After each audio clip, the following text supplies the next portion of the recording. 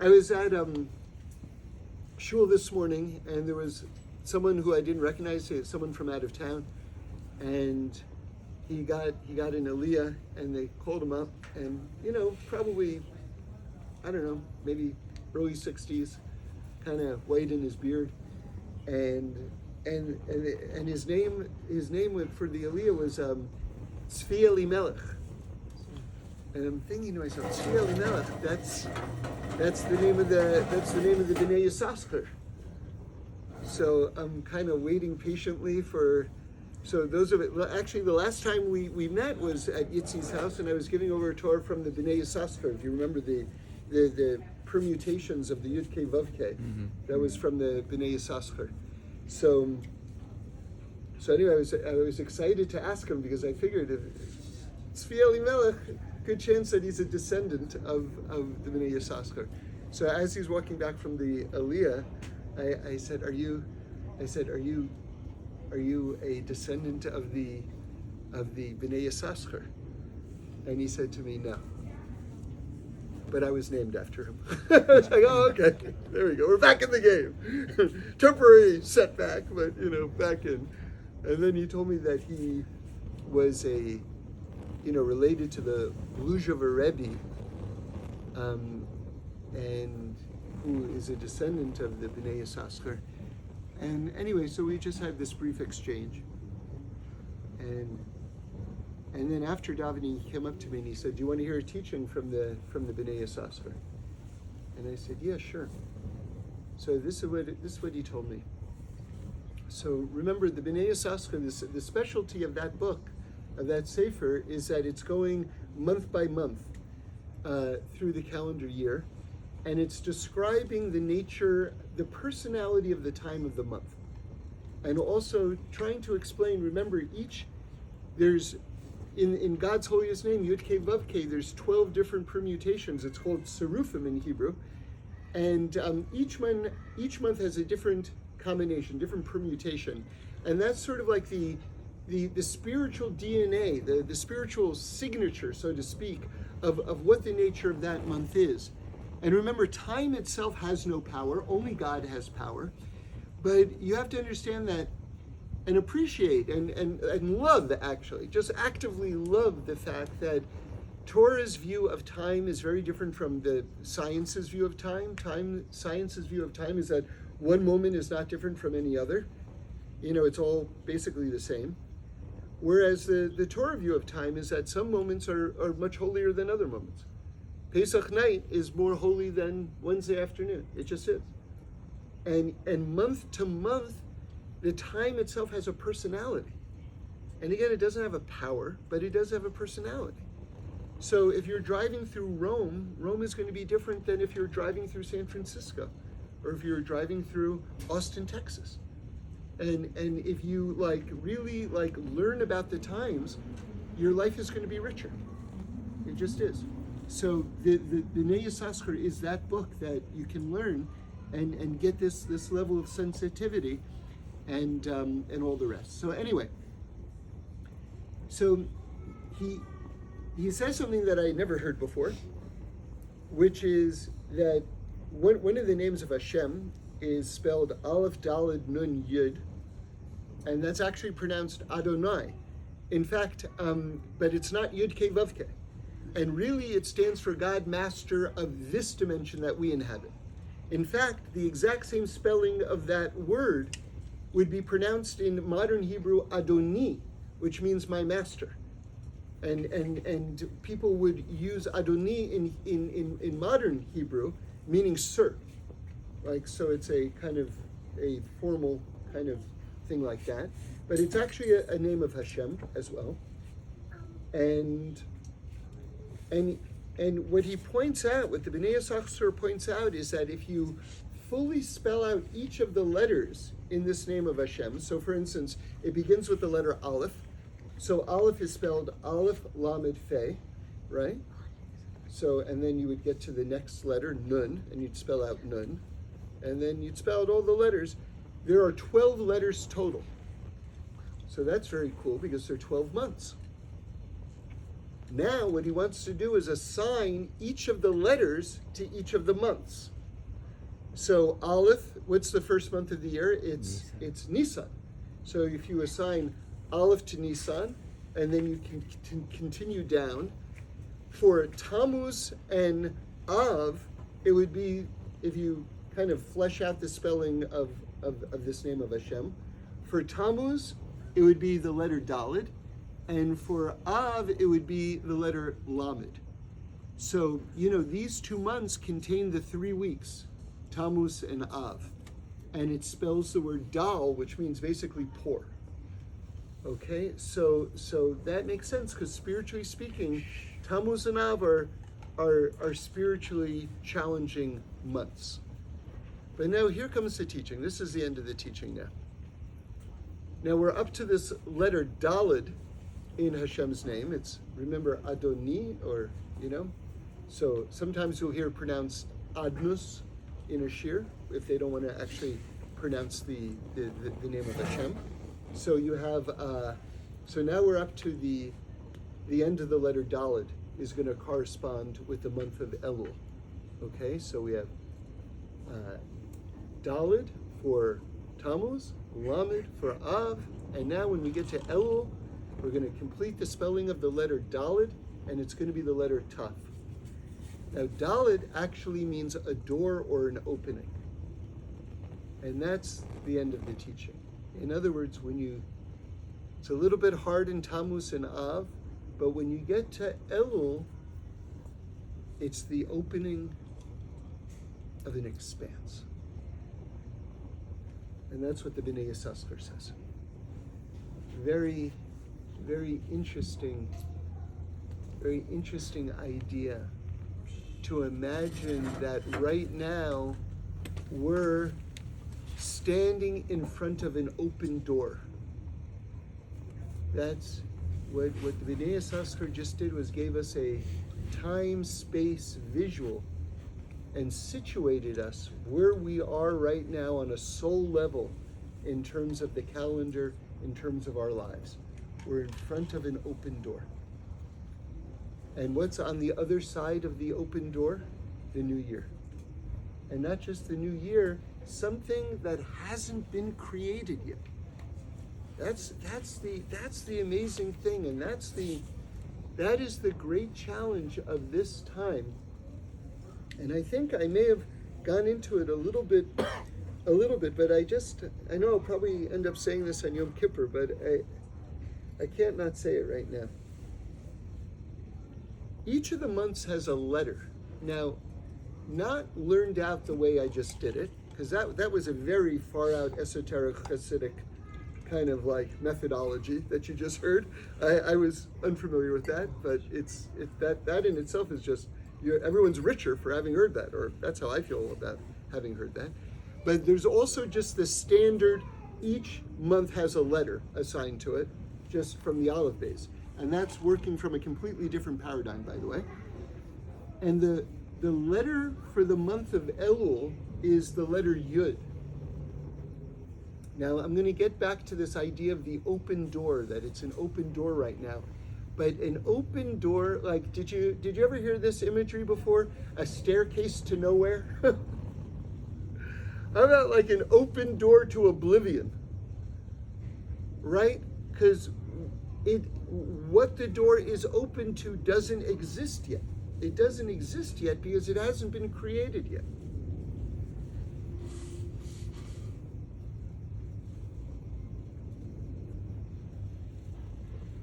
So the mazel of Elul is the Basula, which is translated as the Virgin. And the letter of Elul is the letter Yud, which actually, amazingly, has so many different bits of symbolism attached to it. What does the Yud stand for? Well, the Pischei Sharm, no less than the Pischei Sharm, says that Yud also stands for a drop of Zerah, which is the male seed. So now, think about it. You've got Elul, which is the last month of the year. You've got an open door. And what is the dynamic going on in Elul? will you have the virgin and a drop of the male seed. In other words, what's happening in Elul is the new year, the new universe is being conceived right now. You understand? Like, what is on the other side of that open door? Well, it's being conceived right now. What's going to leave through that door? What's going to enter? And that's what we're doing right now. We're actually creating something. You know,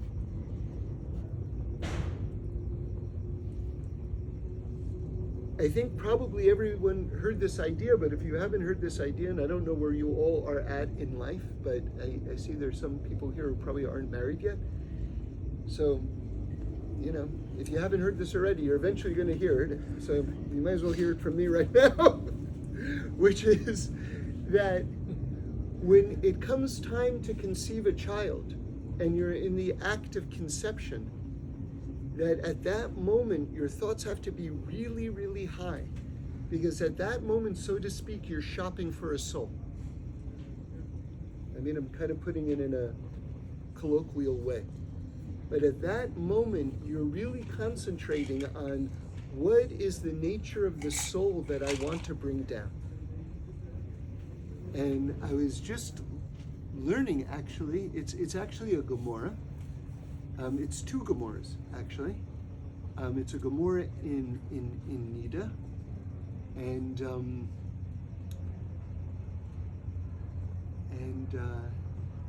it's a second Gemara. Will come to me later where it is.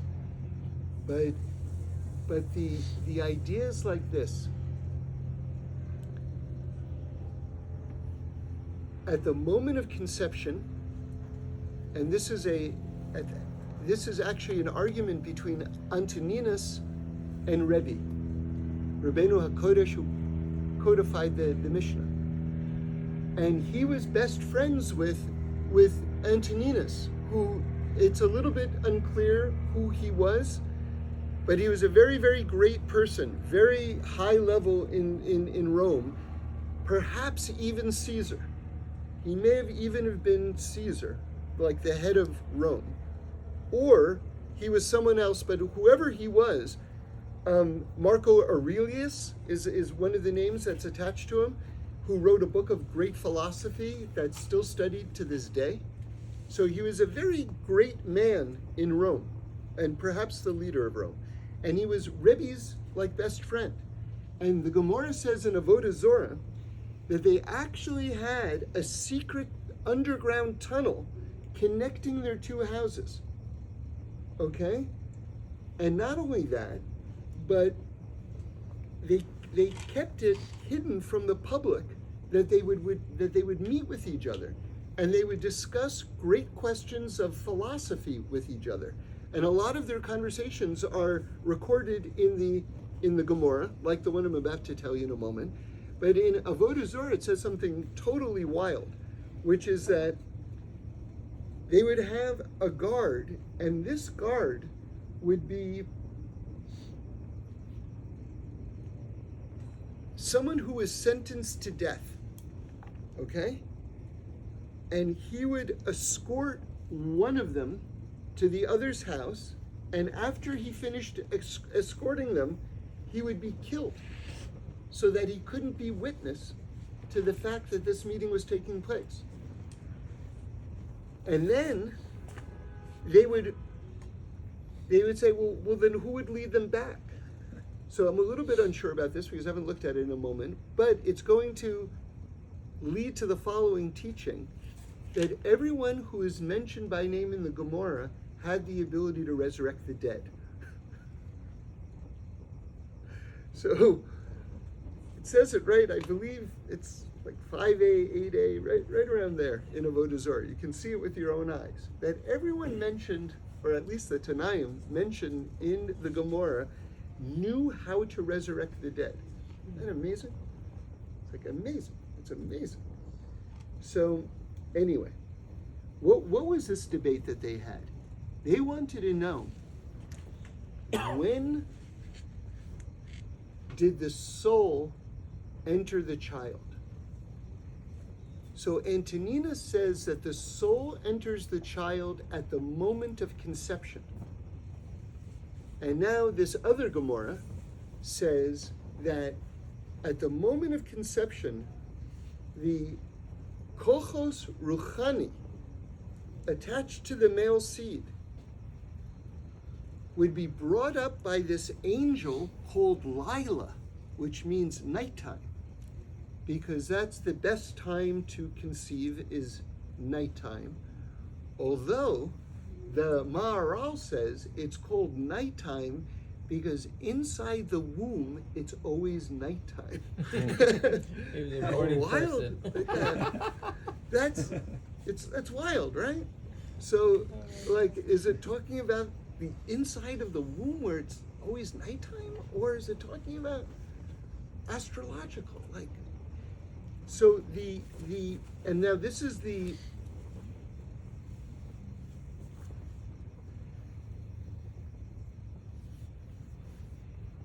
Ben Yoyada, the Ben Ish Chai, who said this, that it's not the seed itself, it's the spiritual might attached to the seed, would be brought up by this angel called Lila, up to Hashem, and there would be decreed the following.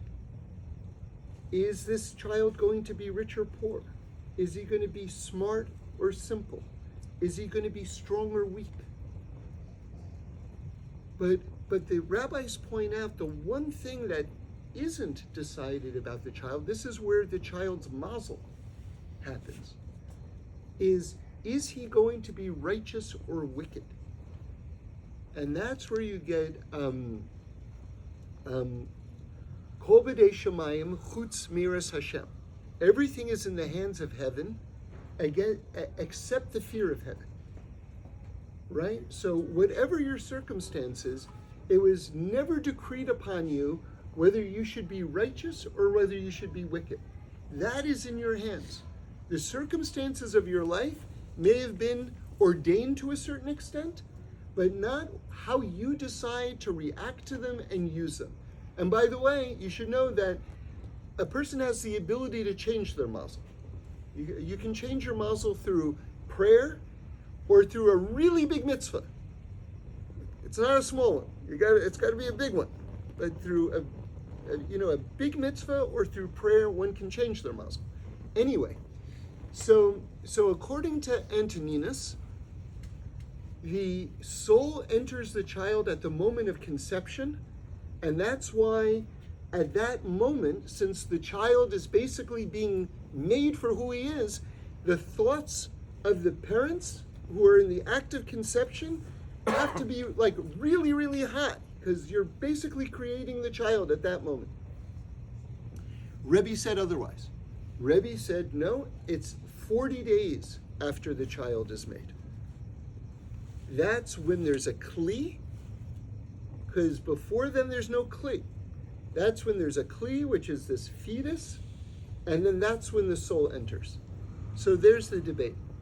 And then Antonina says to Rebbe, well, wait a second. Can you have a piece of meat sitting around for 40 days that hasn't been salted? It will become putrid. Meaning to say, can you have a fetus with no soul in it, just sitting there like a hunk of flesh? It's going to become putrid. There must be a soul in it from the very moment. And then the Gemara says, Rebbe agreed with Antoninus. Okay? And yes, it enters at the moment of conception. Okay, then the Piskei Sharim comments on it and says, do you think that Rebbe didn't know that? And as the rabbi who I learned with in the morning said, just Rebbe was not, for whatever reason, in the mood to explain Kabbalah to him at that moment, so he didn't go into the depths of it. But basically, the bottom line is the soul enters into the child in stages. There's initial stage that happens at the moment of conception, and then there's a later developmental stage when it enters into the body. So the answer is really not one or the other, but the answer is both, but it happens in stages. Now, why am I telling you all this? Because what did I say about Elul? I told you three things about Elul. I told you that it was an open door into something that hadn't been, that doesn't exist yet. I told you that it is a basula, and I also told you that it is the element of conception from a man. And that when you put that element of conception together with that union with the woman, that what's going to happen is a child is going to be conceived, and that child is going to be the new year and the new universe that's about to be created that doesn't exist yet. Now listen to this. When does that process start? Rosh Chodesh Elul. And what is 40 days after Rosh Chodesh Elul when the baby is formed? Yom Kippur. And what is Yom Kippur? Yom Kippur is the finishing off of everything that we set into place on Rosh Hashanah. In other words, Rosh Hashanah, it's written. Yom Kippur, it's sealed. Okay, so you still also have Hoshana Rabbah and all the rest, but really you want to get these main checkpoints right. So Yom Kippur is 40 days after this moment of conception. It's exactly mirroring the birth of a person, and what do we say? That each person is a world. That's the open door for the new world that's coming out. You see how it's an exact parallel? Each person is a microcosm of the universe. And during this process, we're not just fixing ourselves, but we're fixing the new world that's going to come into existence. It's epic. It's epic right now. It's epic. And I told you, like, every time, all times are different during the year. There are different opportunities. Different times are different. Right now, like, look, I've got grown kids. I'm not expecting to have any more kids. So I'm not at that period in time in my life. But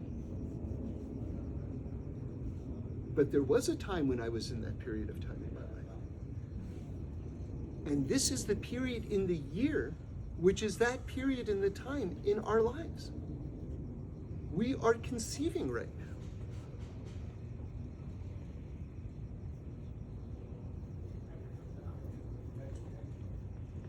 Now, I really think, if you want to just take it another step further, if you have two tall parents, you're going to have a tall kid. If you have two short parents, you're going to have a short kid, right? If you have a really righteous Elul, you're going to have a really righteous year. Like there's a certain level of genetics, or imprinting that's going to happen. Or at least you're going to stack the deck in your favor. I remember I was talking to a guy who was going to get married, and I was trying to explain to him the importance of the first year of marriage. And I said, what if I told you that just on a business level, for every $1 you give me, I'm going to give you $10 back. You would say, well, how fast can I get you the most money into your hands so that you can give me 10 times back, right? I said, that first year of marriage, everything you do right, you are building a foundation for the rest of all the years where you're not going to get that same system, right? When you give someone a present at that moment when they're falling in love with you is going to be a little bit different from your 14th wedding anniversary. I mean, it's not that it's not going to be meaningful and loved and everything like that, but it's not going to have that same moment. So what we're doing right now, it's sort of like, you've got that 5x, 10x, 100x for everything that you're doing right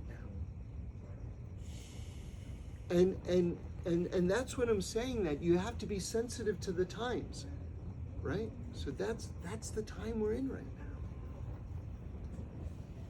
Let me just check the time since we're talking about time. Okay, so we're Are you saying it's a time for us to go home and conceive? It may be. I'm not asking any questions. But if it is, it should be with a lot of bracha and a lot of kavanah, really. And a lot of kedusha and a lot of tenderness, really. Because, people have to feel loved. People have to feel loved. Very, very important. The Ramban says that, beforehand you have to talk very softly and beautifully with your wife. And to make her feel very important. Very important.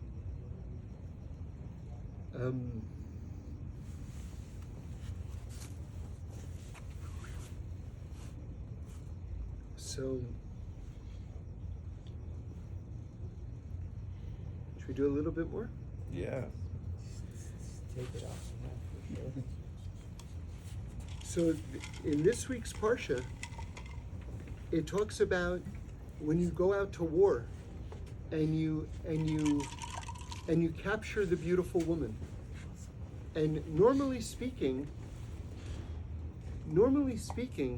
and what I'm about to tell you right now is a Kutzker Torah, that we have a kind of like a spiritual truism about human nature, which is that as soon as I tell you that you can't do something, you want to do it. I read a folk tale. This is not a Torah source story at all. It's a folk tale. But there was this house and there was this room in the house. It was like a really big house, and there was a room in the house that was basically, inhabited by demons and things like this. And the man is going off on a trip, and he's never told his wife about this door or anything like that. And he tells her, whatever you do, don't open that door. And of course, now that she knows that there's a door that she's not supposed to open, she opens up the door and everything goes like horribly. And the end of the story was, if only I didn't tell her about the door. Right? So the thing is that in Torah language, we say stolen waters are sweeter. Like if you can get something illicitly, it tastes like a little bit better. That's the Torah. So the Kutzker Rebbe points out that the reason why one is halachically permitted, although this sounds very counterintuitive, in the time of war, the Rambam says that one can sort of like be together with a captive woman once. And that's it. If it's going to be anything beyond that, he's got to marry her. Okay, that's the Rambam. But if you think about it, that's like, why would that even be allowed once? Like, that sounds counterintuitive. So the Kutzker Rebbe says, once you make it permissible, it will be less desirable. Mm-hmm. That's fascinating. So the Torah is making it permissible so that you won't do it. That interesting. Yeah. Why can't we have one lobster? Exactly. You can before your bar mitzvah. The line for the Gemara is Mayim Genugim Yim Taku. That Yeah. stolen waters are sweeter. Yeah. Yeah, that's right.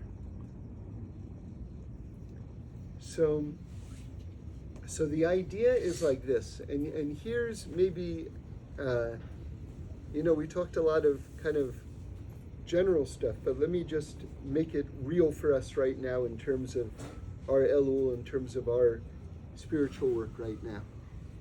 So it says that if you see a beautiful woman, you're allowed to take her into your home, and then once she's in your home, right? well, take her to your home, like you can capture her. Seduce basically. her. Well, no, Oh. no. This is war. This is Oh, war. okay. She's That's a captive. different. I'm She's sorry. referred to as a captive at this point. Right. You take this captive woman into your home, Don't tell the lie. and then it says to shave her head and to cut her fingernails and to remove, apparently, the plight of women. Unfortunately, women are so vulnerable, and even more so in ancient times.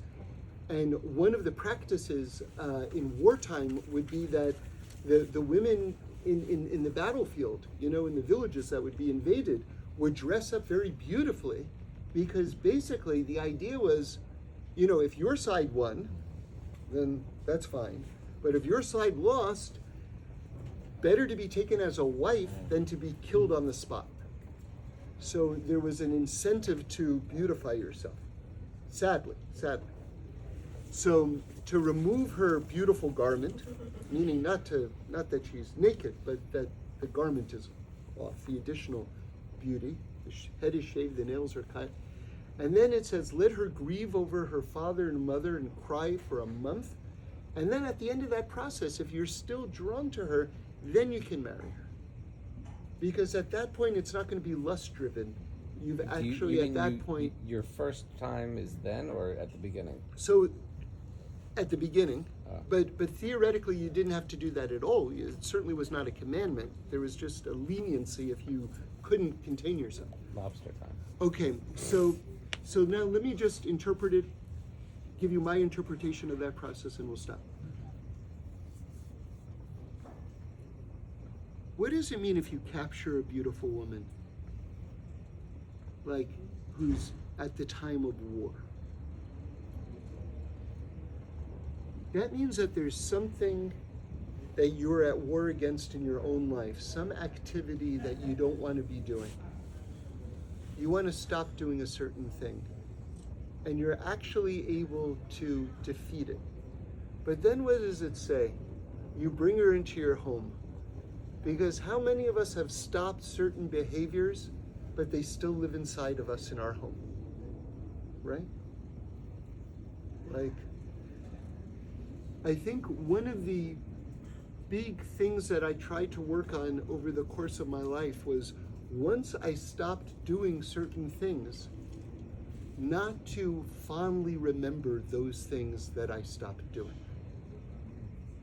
Right? Because if you think about it, how much nachas, I'm being sarcastic right now, how much nachas does it give Hashem that you're not doing it, but the ham was so beautiful, wasn't it, God? It was so delicious, or fill in the blank, whatever it is. Like, to still have hana from wrongdoing, okay, this is already a high level. Like, a lot of people are like, what do you want from me? I'm like, trying not to do that, and now I'm not supposed to remember it at all. Like, I get it, but anyway, it's all levels.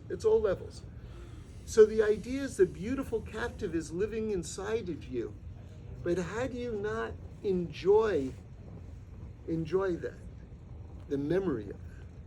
So it says, shave its head and cut its nails and take off its beautiful garment. In other words, we have to demystify wrongdoing. We have to strip the idea of wrongdoing and the pleasure that wrongdoing contains of any attractiveness in our heart and in our minds.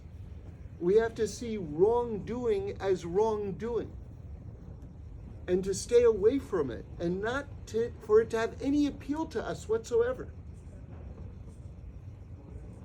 And then it says, and then if you can do that and you want to marry it, you can marry it. Otherwise, you have to let it go. So what does it mean, marry it? Because at the root of everything is something positive.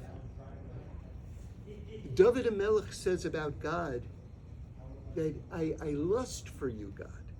In other words, even lust, even taiva, can be sublimated. Sublimate means to make sublime. It means that you take something negative and you find the positive in it and you uplift the positive in it. So any attribute, like you can take anger and you can sublimate anger by saying, why is there hatred in this world? Right? As long as you're not becoming a new source of hatred, right? So every emotion there's a way to transform it into something positive. And that would be the idea of marrying it at that point. That you took that desire which went to the wrong place, and now you've married it because you found a way to uplift it and make it holy. So we just end with, the Rabbi Nachman says you have to turn every blessing, every teaching into a blessing. So we should all be blessed that we should all